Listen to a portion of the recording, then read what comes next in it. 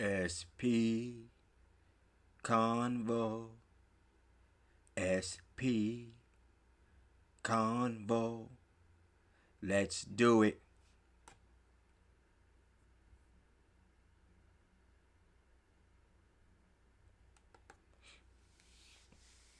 Yeah. Get this show on the road. Conspiracy. I don't know about y'all, but when I hear the word conspiracy, it gets me anxious. It definitely keeps me interested. And I don't know, man. It makes me feel like it's something that, just something to get into. But not all conspiracies are a good thing. It's not a good feeling once you get the right information. What is a conspiracy? What does that word mean, to conspire? Let's get into that right off the bat. Conspiracy.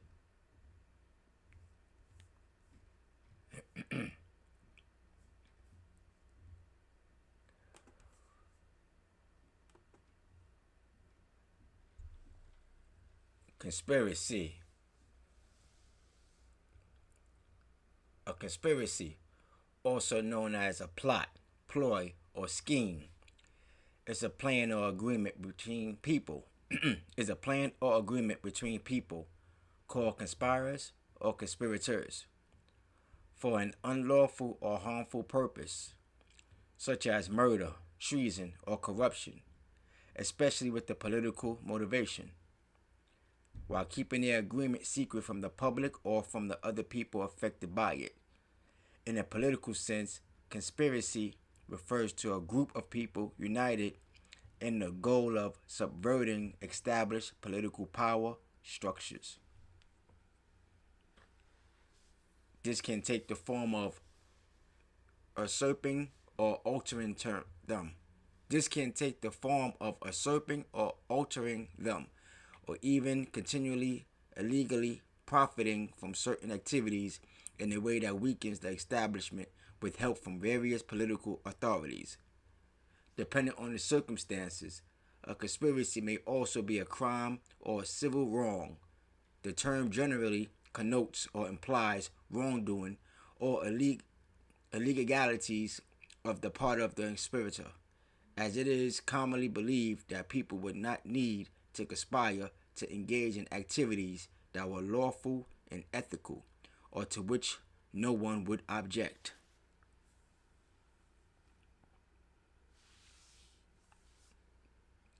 Kind of technical there. Conspiracy. So,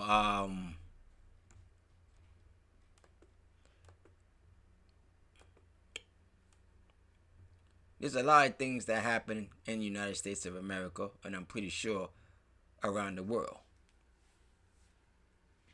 So to conspire, I think that's just something that it's just part of being a human being. To have a goal, to achieve something. It's secrets. It's you versus I, or us versus you. So conspiracies always have me anxious because it's like so intriguing. It's a mystery. It makes you say, yo, how'd that happen? And nobody knows? Or this is something that should have been taking place a long time ago. But how do you know? How you know that's supposed to take place a long time ago? The only way you would know that, unless you were involved in it, or you had the information, somebody put you on to it. Often said, outside in the streets, for those people that be out there in the streets, pretty much everybody know when you're going to be removed off them streets before you realize it is you that's going to be removed from the streets. So if you're out there in the street doing illegal things, right, and you're getting all that money, hustling, whatever the case, whatever you're doing, you're getting that money, you know how you're doing getting that money. There's people watching you getting that money. They're trying to figure out a way to get you removed out of there so they can take your spot. So whether it's 2 or 3 or 4 or 5 people, they're all scheming, conspiring, trying to get you up out of there.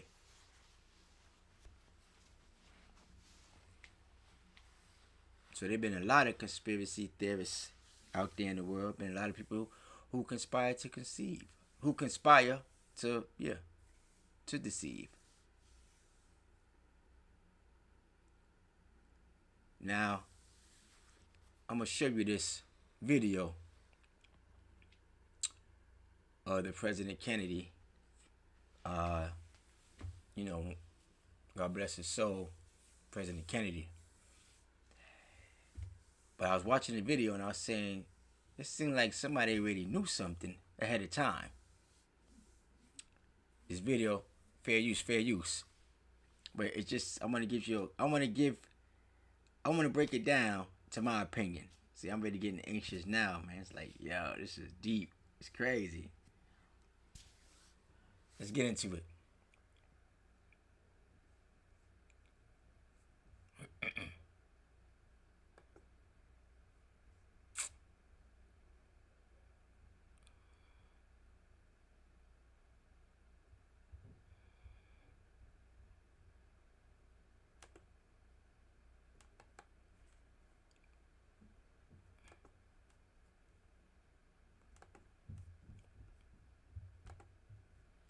Bob informs me that he was in the motorcade.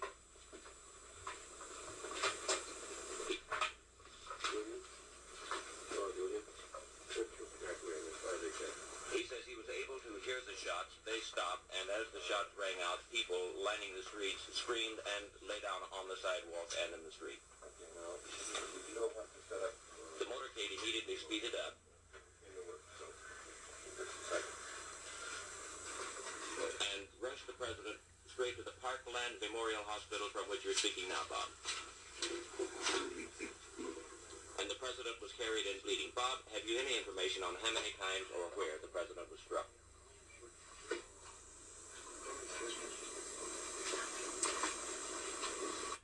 Now, I pre-watched this a little bit.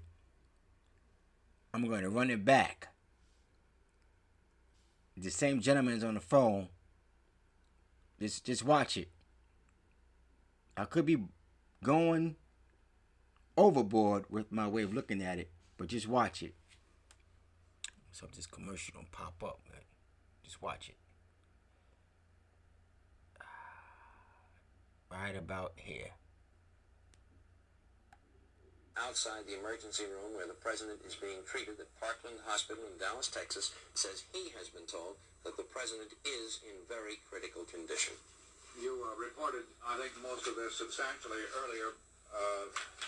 Here is an AP reporter asked Kenny O'Donnell, the presidential assistant, if Kennedy were dead. O'Donnell gave no answer. Kennedy was taken to Parkland Hospital near the Dallas Trade Mart, where he was to have made a speech. The AP reporter said Kennedy was transferred to an ambulance. He lay on a seat of the car, blood streaming. Bell reported 3 shots were fired as the motorcade entered the triple underpass, which leads to the Stemmons Freeway route to Parkland Hospital. The Secret Service waved the motorcade on at top speed to the hospital. Even at high speed, it took nearly 5 minutes to get the car to the ambulance entrance of the hospital. Reporters saw the president lying flat on his face in the car. The AP reporter said a man and woman were scrambling on the upper level of a walkway overlooking the underpass. Larry O'Brien, the presidential aide, says he has no information on whether the president is still alive. Mrs. Kennedy was weeping and trying to hold up her husband's head when reporters reached the car. I think it might be pointed out in that last report from Dallas, the calling in of surgical specialists and a priest, that this is routine in a situation like this, if a Catholic is in critical condition, the summoning of a priest is not necessary. So this is where I'm saying this could be the conspiracy right here. So I don't know how I'm gonna, based off for the sense of this, something happened to the president. They in the studio. They in their office. The president is way out there, over there. I understand the gist of it. That they're getting the phone call, getting information about what took place. But that's just a phone call. It's almost as if I'm getting a phone call. I'm putting myself in it. I'm getting a phone call, and I'm listening to the events, what's going on. Right? The only person I know what's going on out there is the person that's out there. I'm inside on the phone. Right? There's somebody else breaking it down. As I'm getting it on the phone, that person is breaking it down as well. The key word he used was, usually when these things happen, that had a priest or whatever the case has to be there. But it's the first time since Abraham Lincoln that a president have been assassinated. So Abraham Lincoln's situation happened long, long ago. So you mean to tell me that from Abraham Lincoln's situation, where they didn't have no video cameras, no technology, none of this, that they still have an understanding of what's going to take place? Nah, this is scripted, man. Somebody planned this. That's a conspiracy. It have to be a conspiracy. Mean that the illness or the affliction will be terminal, that death is necessarily near. It is merely a precaution. Again, the best word we have is that both President Kennedy and Texas Governor John Connally are still alive. They are receiving treatment in a hospital emergency room in Dallas, Texas, at the Parkland Hospital, where the two men were taken after being wounded in an assassination attempt today. The report is that the president is in very critical condition. We have no more than that. You can appreciate that we would not have, because the prime concern of everyone now is to treat the president and the governor for their wounds and to save their lives if possible. Bill, if I may suggest this, you and Chet have been so busy bringing the bulletin information to the audience. Of course, a great many people are not aware of the earlier details of the story, and radio and television sets have been going on all around the country. So I wonder if for their benefit as well as for mine, I'm getting in on it lately, you could reconstruct what we know from the top in chronological order, insofar as you have those details. Well, basically, Frank, of course, the president was on this 2-day trip to Texas, making a series of speeches. It was said that one of his missions in Texas was to try and coalesce the divergent wings of the Democratic Party.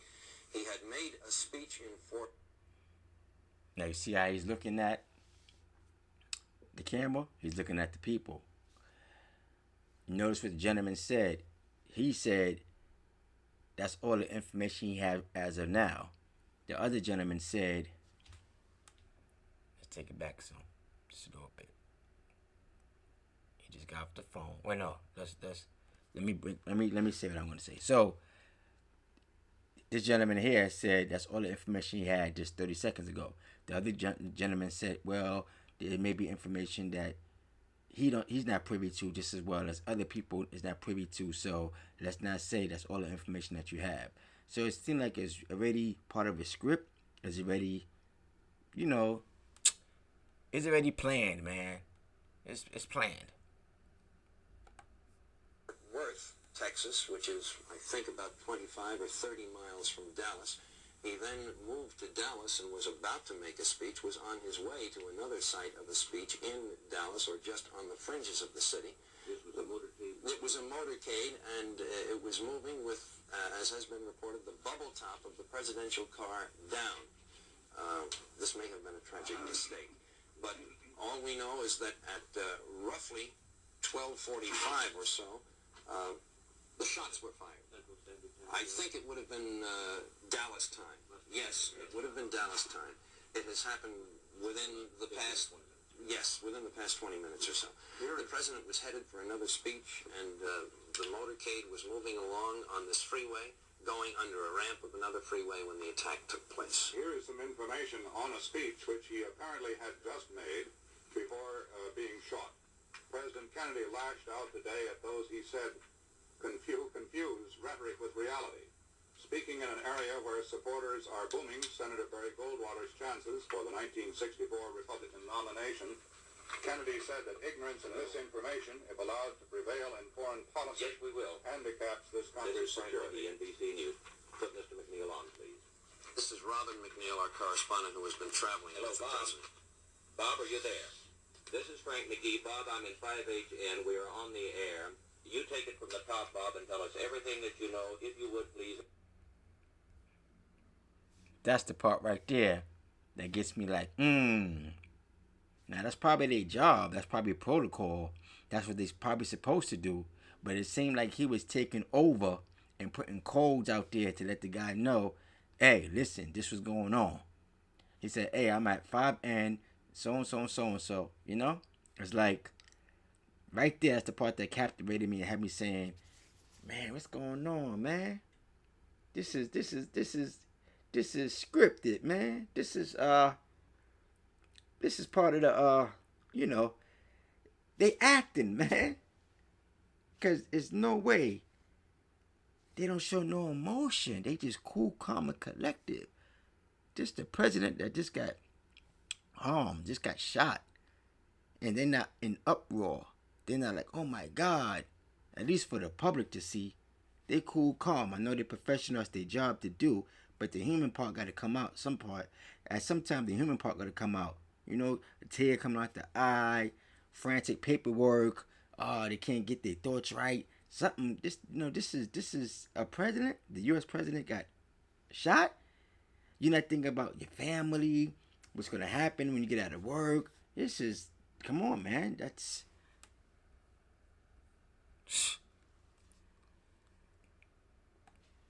In chronological order.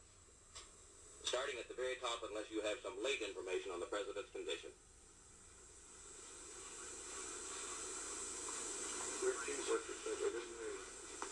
Frank, I'm informed you'll have to repeat that we're not hearing. Bob, I'm sorry, we're having some difficulties with our communication. See, it's like he was in a trance. Look how he jumped that quick. Look how he jumped that quick.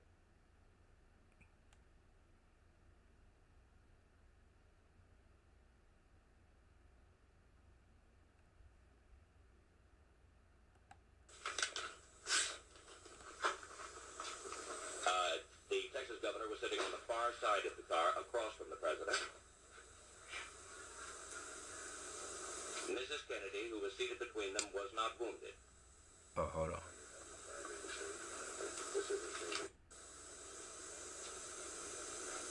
This information comes from Texas Senator Ralph Yarborough, who was with the president.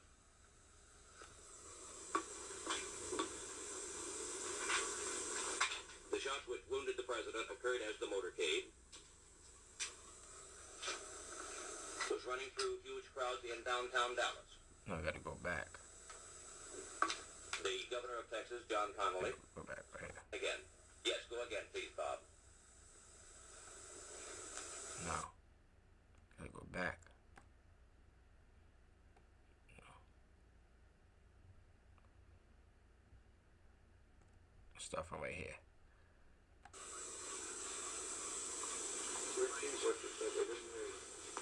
Frank, I'm informed you'll have to repeat that we're not hearing. Bob, I'm sorry, we're having some difficulties with our communication here, and apparently your broadcast, the early part of it, did not get on the air. Would you begin again? Yes, go again, please, Bob.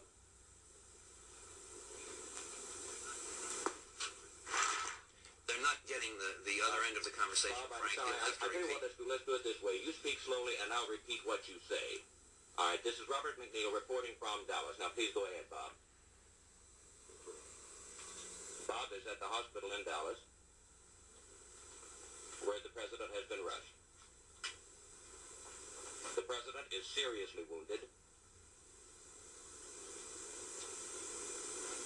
This information comes from Texas Senator Ralph Yarborough, who was with the president.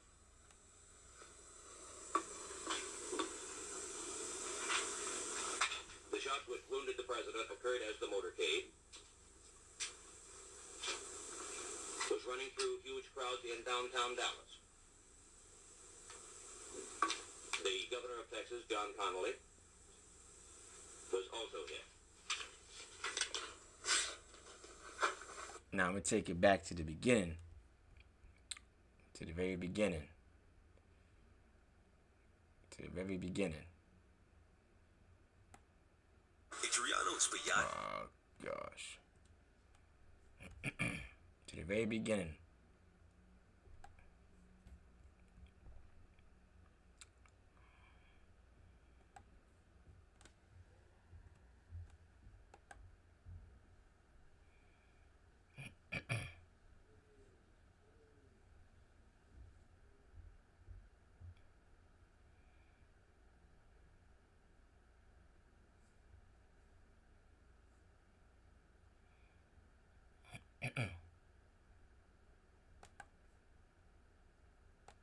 Alright, here we go. Let's get back to it.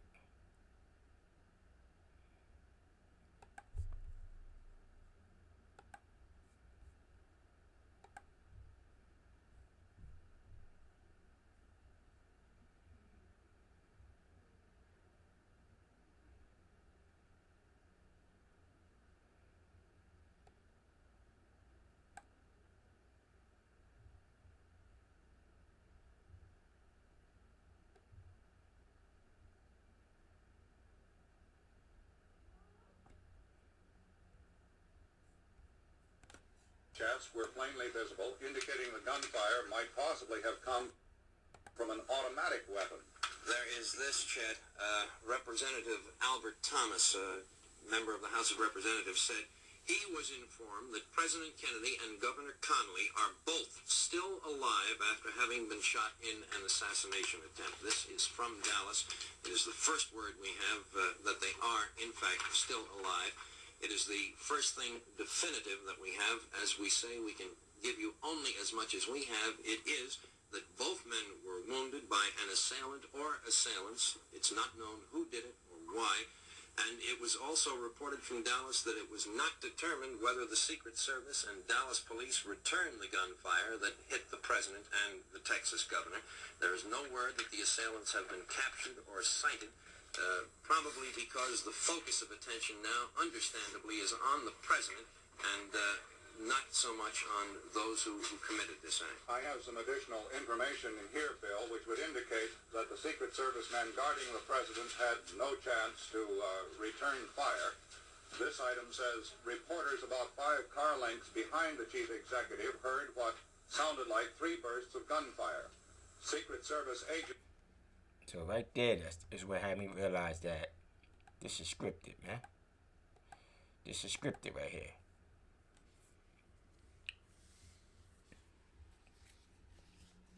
But nobody had no answer to why that took place. To why. So that was in the 60s. America always had different events, different things going on to distract the people.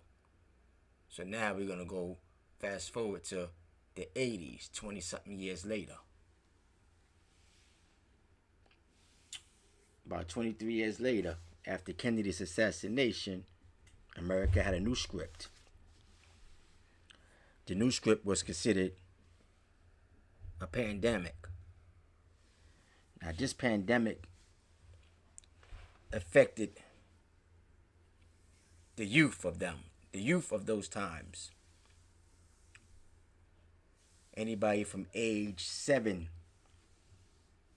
all the way up to 20 was affected severely by this pandemic. The crack pandemic. Who brought the drugs into America? Nobody knew. How it got to America? Nobody knew. You wasn't allowed to ask questions. All you're supposed to do is listen to what the government said. Watch the news. Show to your kids in plays. make sure they don't talk to nobody who look different than how they look. So crackheads was always loud, aggressive, and they did all type of jerky moments. They had like jerky behaviors, like that, you know. They used to look on the ground. They used to bother you. They used to be scary people, like zombies, man. You know, your best friend, mom or dad was on it, you know, until your own family members started experimenting with the drugs and they became zombies too. So it's scary times, you know. You see people with these little mechanisms and they smoking it. You see their eyes get wide, and then, you know, they start acting crazy after. They take your purse off your arm if you're a lady, you know. They rob you if you're a man because them drugs made them feel like superhuman, man. So all this stuff that's going on in the country, and the government didn't know how it got there. It just popped up. And it hit the black communities hard. And then it started hitting the white communities harder. Because the white communities was the ones in power. Their kids was privileged. But their kids were smoking that stuff too in college. Their daughters were sleeping with the big time drug dealers. Because that's what came after people started smoking the rock. People started making money selling the rock. It was times that you wouldn't want to relive. It was lawless. Every day. On a minute. On an hour. Each second. Things was happening.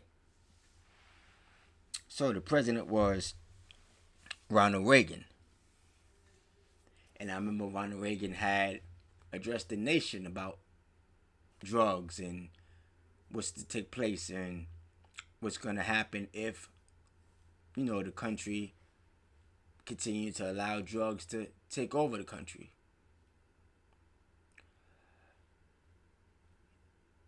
Well, we're going to listen to Mr. President, late Ronald Reagan, and Nancy Reagan, the former leaders of our country. We're going to hear what they had to say.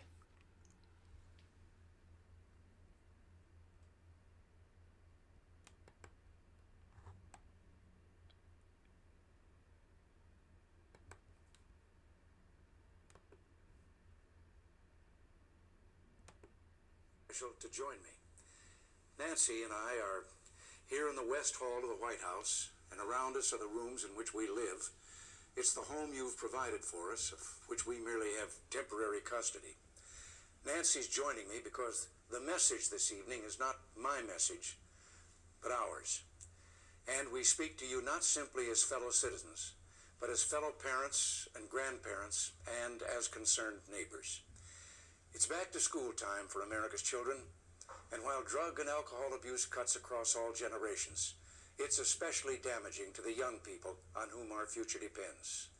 So tonight, from our family to yours, from our home to yours, thank you for joining us.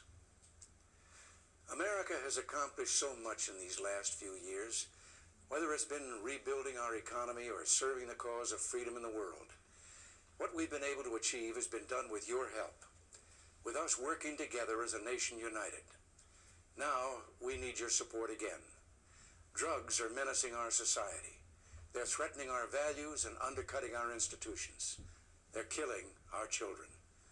From the beginning of our administration, we've taken strong steps to do something about this horror. Tonight, I can report to you that we've made much progress.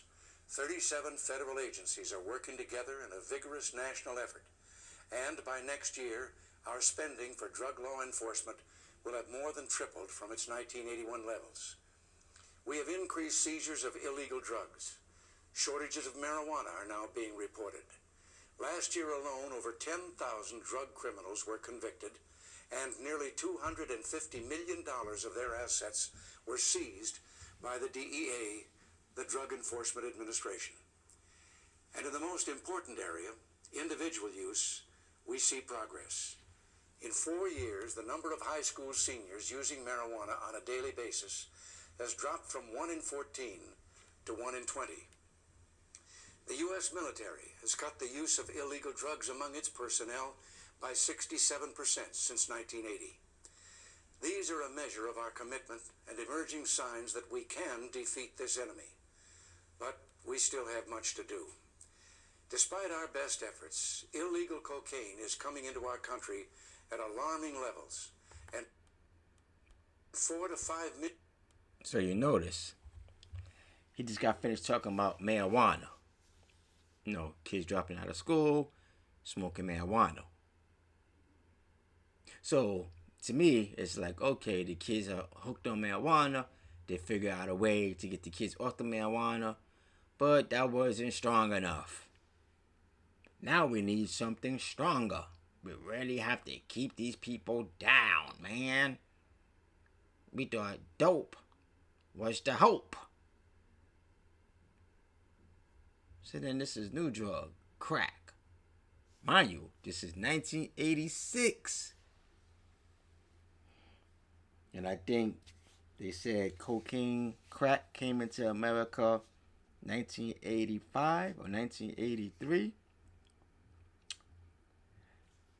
So let's just say 1983. So in 3 years of time, they got all this credible information. They know the ins and outs of what's going to be the effects of this drug. Because 3 years is like still new. Like you have a 3-year-old baby. You're still learning your child. You don't know how your child going to be. So this crack is 3 years old. And they already knew the ins and the outs. Let's see what he finished. Let's finish listen to what he have to say. Because that look that he have is a straight, stern, serious look. But to me, it's like, I don't want to drop the ball here look. I don't want nobody to figure out that I know what's going on.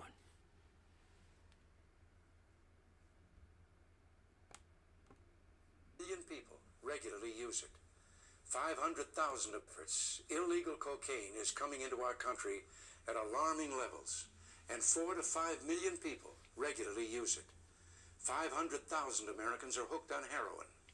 1 in 12 persons smokes marijuana regularly. Regular drug use is even higher among the age group 18 to 25, most likely just entering the workforce. Today, there's a new epidemic.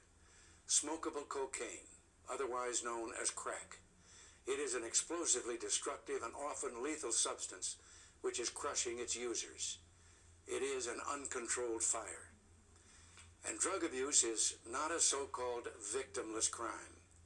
Everyone's safety is at stake when drugs and excessive alcohol are used by people on the highways or by those transporting our citizens or operating industrial equipment. Drug abuse costs you and your fellow Americans at least $60 billion a year. From the early days of our administration, Nancy has been intensely involved in the effort to fight drug abuse. She has since traveled over 100,000 miles to 55 cities in 28 states and 6 foreign countries to fight school-age drug and alcohol abuse. She's given dozens of speeches and scores of interviews. Now, let me run it back. Nancy traveled to different countries, or he said different states. Let's run it back. Drug abuse costs you and your fellow Americans at least $60 billion a year. He said drug abuse costs $60 billion a year. This is 1986. U.S. citizens, hard-working people. Minimum wage was what in the 80s? $2.30? Maybe $3.25? Let's just say. People is making $3.25 an hour back in 1980s. And it cost every tax citizen $60 billion out of taxes to help mend a society of crazed drug using individuals. So I'm making $3.25 an hour. And it's going to cost me plus the other, what was the population of America at that time? Right now we're about 367 million. So let's just say America's what? 200 million? Let's just say 250 million. And it costs all those people $60 billion, making $3.25 an hour, roughly speaking. How these people come up with the numbers? How they know who's responsible for what? And how they know how many people is going to be hooked on this drug that's brand new to the country? And I believe he said Nancy Reagan traveled to other countries to make awareness. So this is a worldwide thing. This is really a pandemic.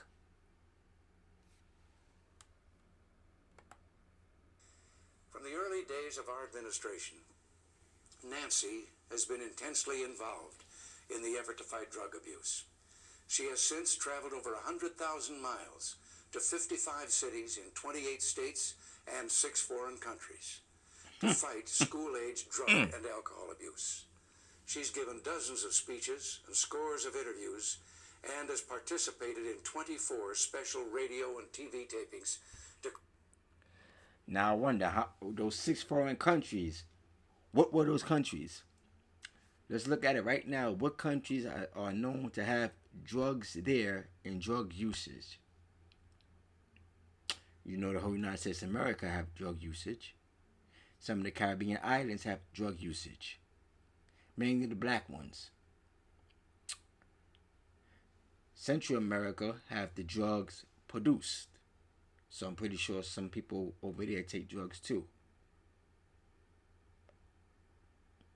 He said you have 18 to 25 year olds on drugs, just not entering the workforce. So if you're on drugs, what are the chances that you're going to be a good employee to keep your job, to know what's going on? Your brain is polluted with drugs. You don't got your faculties together. Your faculties are not together. You can't take directives.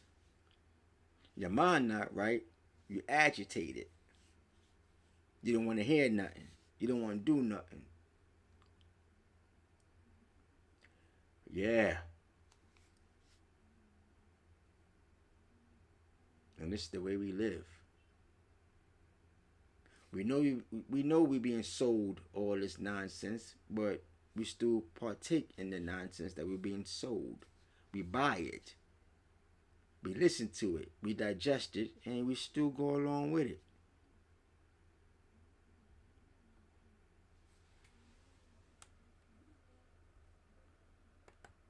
Create greater awareness of this crisis.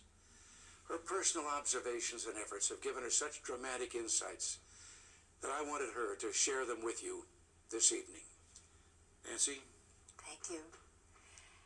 As a mother, I've always thought of September as a special month, a time... Wait. And Ronald Reagan was an actor. So he know how to hold a straight face, get the message out, and get the people moving. I'm pretty sure he taught Nancy tricks of the trade.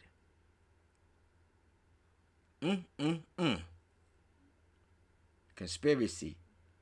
2 or more people conspire to do X, Y, and Z, whether for political.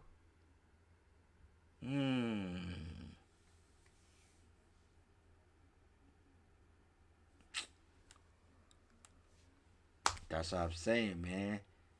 Conspiracy thinking. Get your mind wondering. It's intriguing. It's interesting. Because just when you thought you had the answer, here comes something else. Look that way. Focus on that. Look that way. Focus on that. Look behind you. Up, your neck don't turn around. That up. I'm see up. Your neck just can't do it. You can never see what's behind you. You're not an owl. Because you try to force your neck behind, you be dead. Your neck be snapped. So as long as you keep people neck turning this way, that way, that way, that way, eventually you be dizzy. You stop being interested in knowing what's what and why is why and who's who. I'm telling you, man, conspiracy, man. Conspiracy, man. It's conspiracy. Deep. When we bundled our children off to school, to the warmth of an environment in which they could fulfill the promise and hope in those restless minds. But so much has happened over these last years. So much to shake the foundations of all that we know and all that we believe in. Today, there's a drug and alcohol abuse epidemic in this country, and no one is safe from it. Not you, not me, and certainly not our children, because this epidemic has their names written on it. Many of you may be thinking, well, drugs don't concern me, but it does concern you. It concerns us all, because of the way it tears at our lives, and because it's aimed at destroying the brightness and life of the sons and daughters of the United States. For 5 years, I've been traveling across the country, learning and listening, and one of the most hopeful signs I've seen is the building of an essential new awareness of how terrible and threatening drug abuse is to our society. This was one of the main purposes when I started. Let me fast forward this. Fast forward it.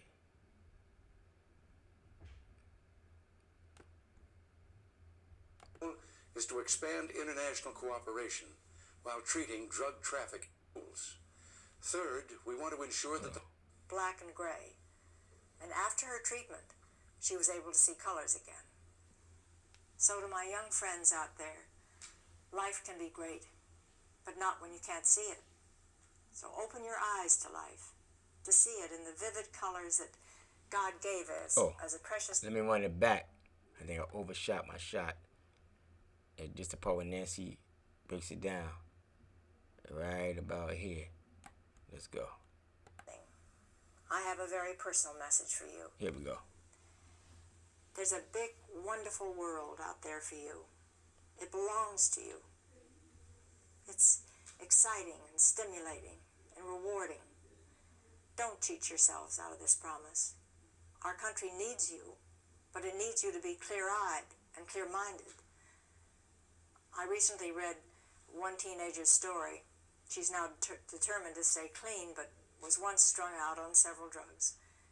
What she remembered most clearly about her recovery was that during the time she was on drugs, everything appeared to her in shades of black and gray. And after her treatment, she was able to see colors again. So to my young friends out there, life can be great, but not when you can't see it. So open your eyes to life, to see it in the vivid colors that God gave us as a precious gift to his children, to enjoy life to the fullest and to make it count. Say yes to your life, and when it comes to drugs and alcohol, just say no.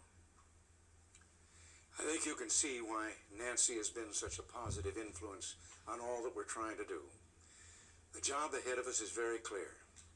Nancy's personal crusade, like that of so many other wonderful individuals, should become our national crusade. It must include a combination of government and private efforts which complement one another. Last month, I announced 6 initiatives which we believe will do just that. First, we seek a drug-free workplace at all.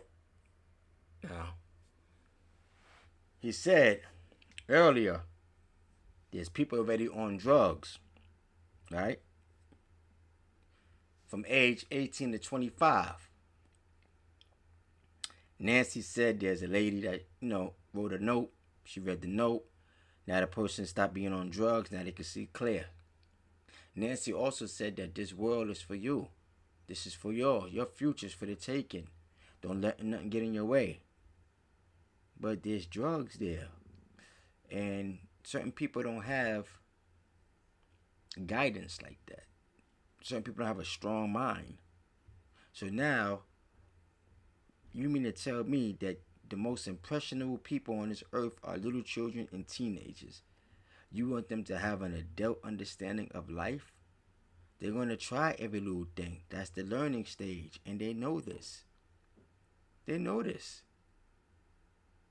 So who would want to have this set for their country to be set back? Who would want to implement this? Who would want to put this in place, and why? What is the end game? What is the main goal of that? What is the goal, period? The aim is to combat the drugs. But what's the top aim? To bring the drugs into the country and see what takes place? Is it an experiment? So now we're going to listen to Mr. Ronald. And I think Ronald's going to express his 6 points or 8 points to success. To getting yourself pushed through life and over these barriers that's set in place. Let's listen.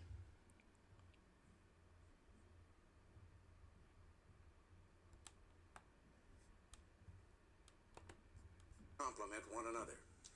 Last month, I announced 6 initiatives which we believe will do just that. First, we seek a drug-free workplace at all levels of government and in the private sector. Second, we'll work toward drug-free schools. Third, we want to ensure that the public is protected and the treatment is available to substance abusers and the chemically dependent. Our fourth goal is to expand international cooperation while treating drug trafficking as a threat to our national security. In October, I will be meeting with key U.S. ambassadors to discuss what can be done to support our friends abroad.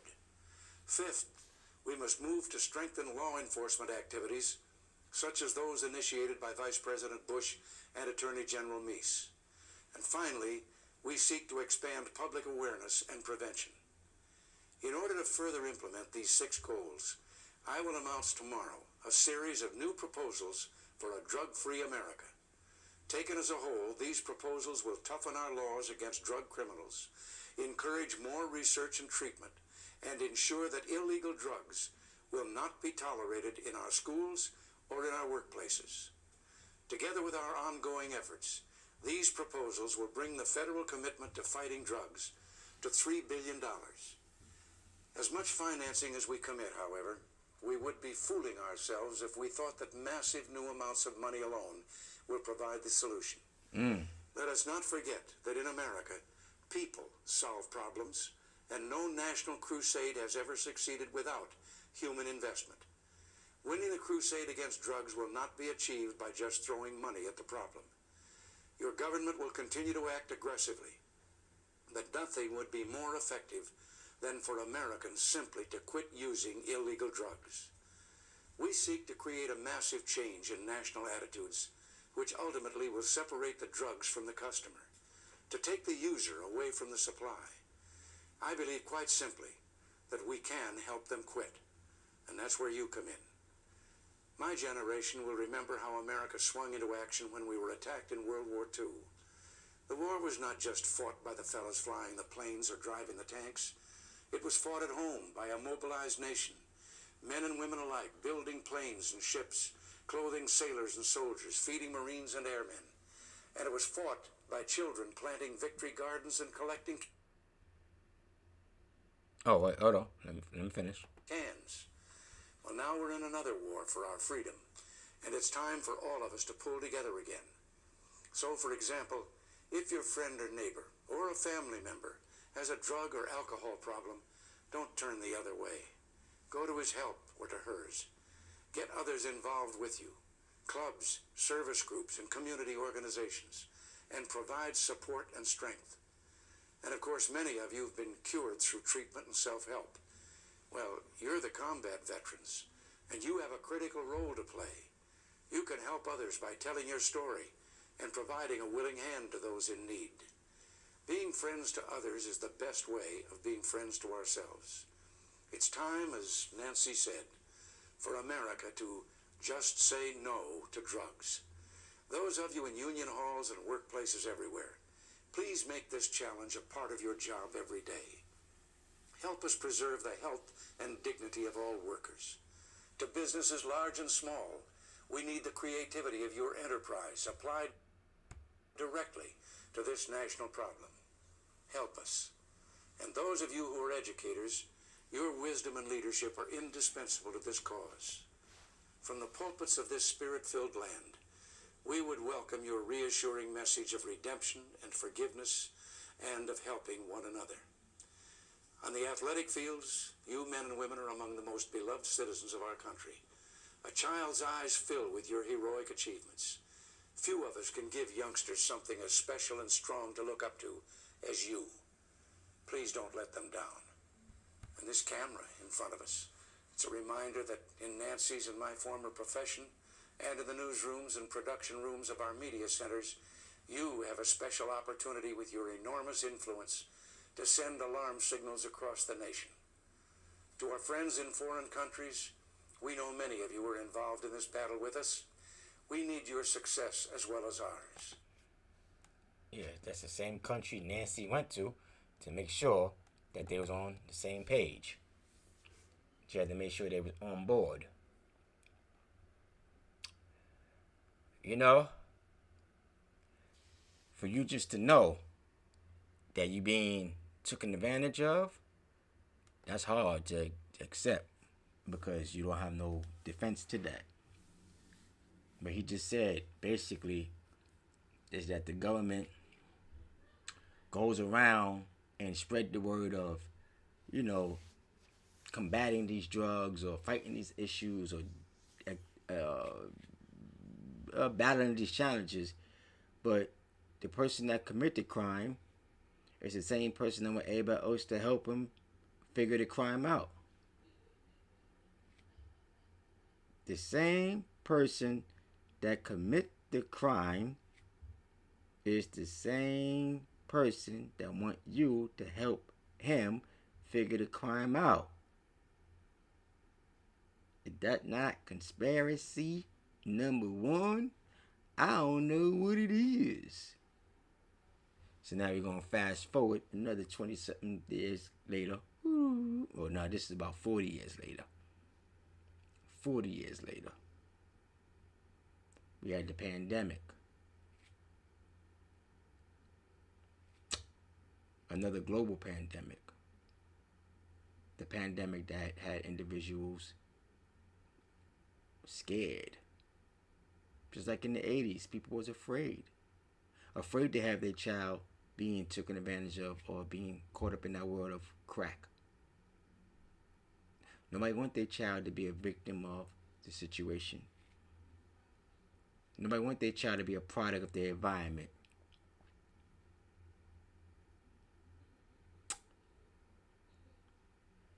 But the country got to move on. So here's the next situation that I believe that was a conspiracy already set in motion for us to deal with.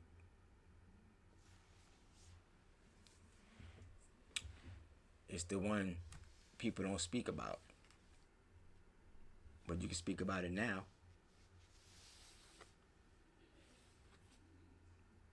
Because you could believe that the Senate is holding trials and trying to get the clarity of why people was forced to get poked in the arm. People were forced to take medicine that they didn't want to take, or else they'd have lost their job. The same jobs that Ronald Reagan said 40 years prior help people keep their job by letting them know that you're going to help them when they're in need, so they don't lose their job. 40 years later, if you didn't take the jab, you was going to not have a job. Let's go.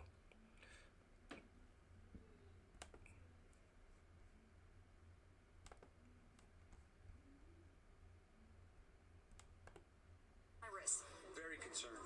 Now that you brought it to my attention, I'll stay away from most people wearing masks. The U.S. didn't confirm its first coronavirus case until January 21st, though we know now it's possible the virus could have been spreading as early as December 2019.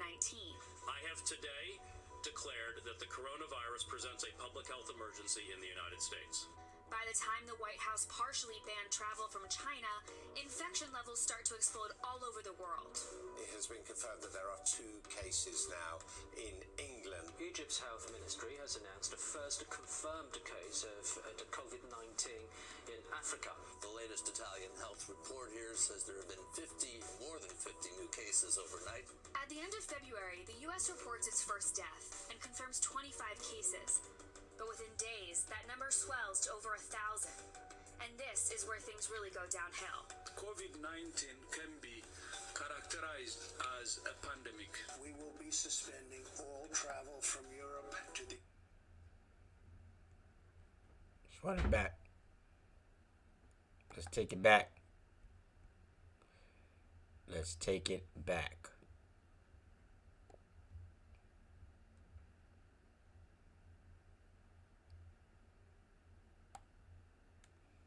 Let's take it back. Here we go.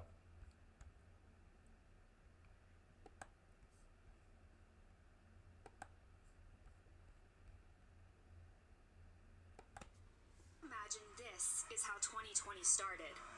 But across the world, dozens were falling ill with a mysterious virus that would ultimately change life as we know it. Chinese health authorities are still working to identify the virus behind a pneumonia outbreak in the central city of Wuhan. At least 59 people are believed to have been sickened by the new virus. Tonight, U.S. airports on high alert, screening passengers for symptoms of a deadly new virus. Very concerning. Now that you brought it to my attention, I'll stay away from most people wearing masks. The U.S. didn't confirm its first coronavirus case until January 21st, though we know now it's possible the virus could have been spreading as early as December 2019. I have today declared that the coronavirus presents a public health emergency in the United States. By the time the White House partially banned travel from China, infection levels start to explode all over the world. 2 cases now in England. Egypt's health ministry has announced a first confirmed case of COVID-19 in Africa. The latest Italian health report here says there have been more than 50 new cases overnight. At the end of February, the U.S. reports its first death and confirms 25 cases. But within days, that number swells to over 1,000. And this is where things really go downhill. COVID-19 can be as a pandemic. Couple days prior, 25 cases. Couple days later, skyrocketed to 1,000? That fast? From 25 to 1,000? Whoa. And nobody's known nothing. Everybody just going on with the same old script. So, let's say Monday, 25. Friday, 1,000? Maybe 24 hours in a day, that's a lot of people. Monday, 25. Wednesday, 1,000? No medium bar? Spooky. We will be suspending all travel from Europe to the United States. For days, this has been the picture of America. Showed up today and it's just chaos. Shortly after President Trump declared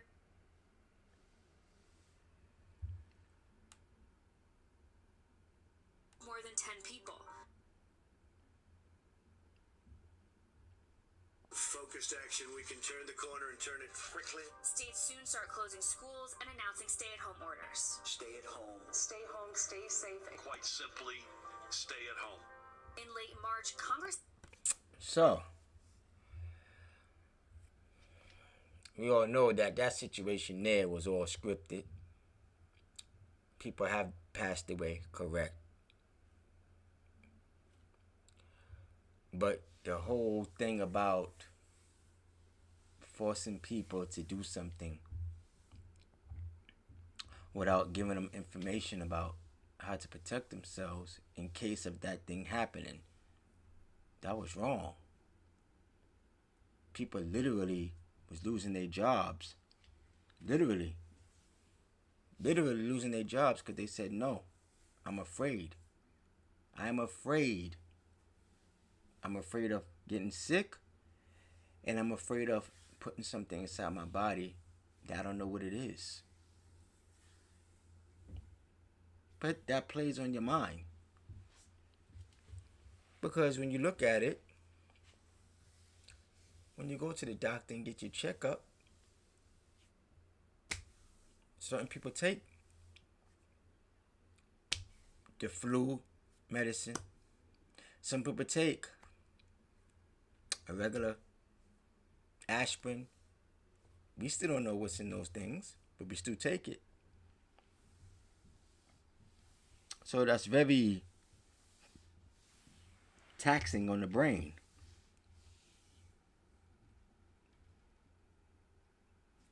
Once the mind get to wandering, panic sets in. Once unsurety happens, panic sets in.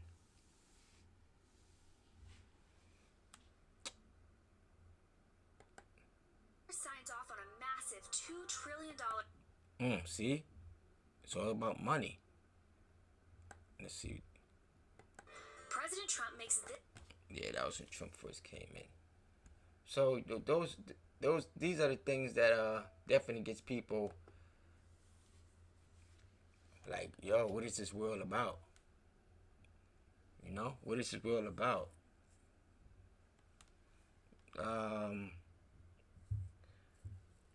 I often say to myself,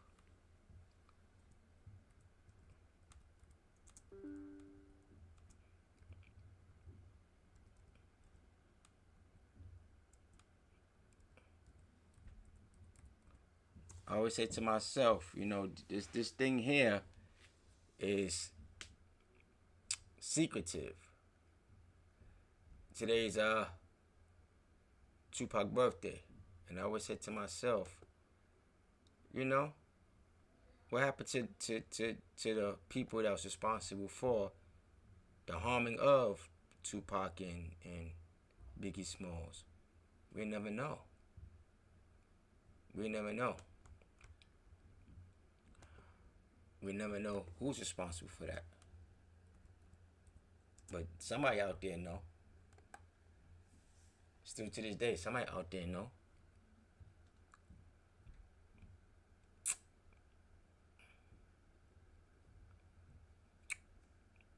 But let's see.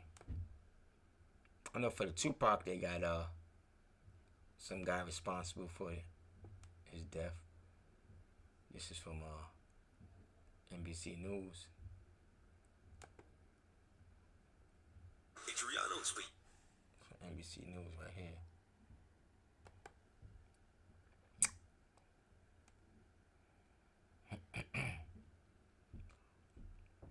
Come on, man. These ads.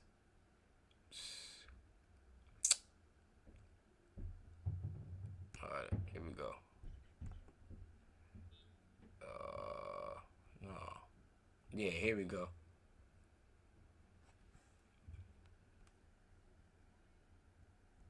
Come over here. Alright, here we go.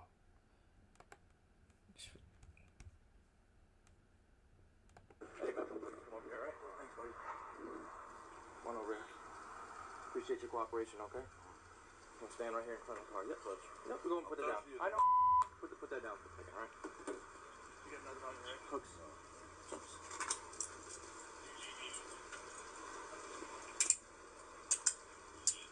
You have anything on you, sir? No. All I had was a phone and water. Phone and water? We're gonna put you in the car. I need to drink some water, man. I'm thirsty. Yeah, we'll let you get a drink. You just going for a walk or what? Yeah. Okay. You do like a morning walk every day, or? Yeah, sure. Okay. We'll get you some water, my man. We gotta get it now? Yeah, as soon as we get you in the car, we'll get you in. Alright, here we go now. Sorry about that, ladies and gentlemen. The conspiracy on Tupac and Biggie. They arrested the killer finally after all these years. Alleged killer. But the point I'm making is nobody knew at that time who it was. Somebody had to know. Hey, Keith, Metro Police. Come over here. Hey, Metro. Come over here, alright? Thanks, buddy. Come on over here. Appreciate your cooperation, okay? I'm gonna stand right here in front of the car. Yep, bud. Yep, we're gonna put it down. I know. put that down for a second, all right? You got another on here? Hooks.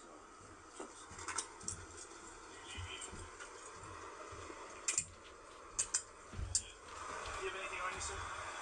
No. All I had was a phone and water. Phone and water? Perfect. We're going to put you in the car. I need a drink of water, you know, because yeah, we'll let you get a drink on there. You just going for a walk or what? Yeah. Okay. You do like a morning walk every day, or? Yeah, okay. We'll get you some water, my man. We gotta get it now? Yeah, as soon as we get you in the car, we'll get you in the car. Alright. I appreciate it, sir. Really? Yeah. Okay. Let's walk over here, sir. Okay? Don't worry, your water's in the car. Were you all following me last night? No. So why y'all didn't bring the media? Why would we bring the media? That's what y'all do. So what they got you for, man? Biggest case in Las Vegas history. Oh, yeah? Like recent?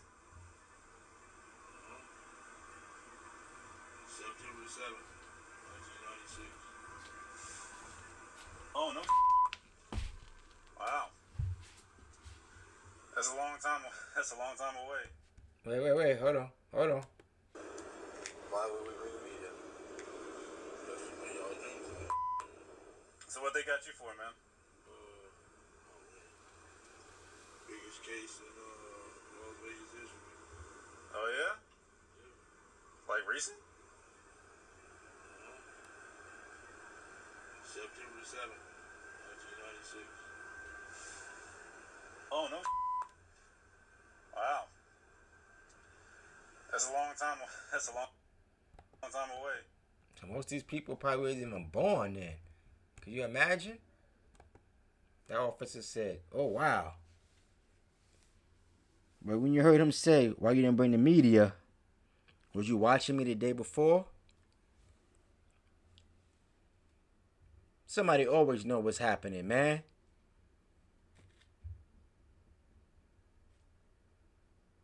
We always have to wait to find out. As it stated, somebody gonna be involved and know what it is. It's just the public who don't know what took place or why it took place or what it is.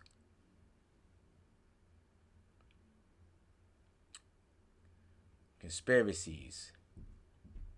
In movies, there's conspiracies. You know? The movie Matrix had me always wondering, life is like that? Are we just dreaming? Are we just programmed, instructed? Are we hooked up to some main database that the thoughts that's in our head is not even our own thoughts? There's something programmed into us? The movie with Denzel Washington where he was a good cop, right? And there was some entity trying to change his whole life because he was too goody two shoes. You know? And his co-workers knew who he was. And then that entity programmed them to make them look at him as a bad person. I always found that movie to be a conspiracy movie because everybody pretty much knew what it was. Everybody just was playing slow. So, you know, to conspire is to plan, scheme, plot. The reason why I'm intrigued by it, because who have so much time on hand to be doing that, to be scheming.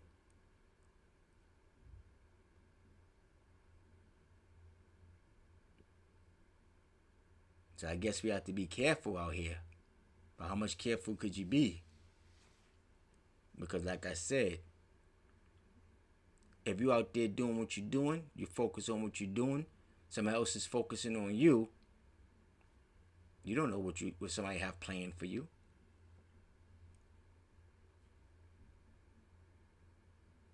You don't know what somebody have planned for you. So every day is a blessing, man. If you're alive, every day is a blessing. Push forward. Continue doing what you're doing. Try to keep your mind right. Try not to get caught up in all this mishaps, all these traps, all these pitfalls. Stay true to yourself. Stay informed as best as possible. And that's all. Conspiracy thinking. Sit back and wonder if you're a conspiracy thinker. I'm out.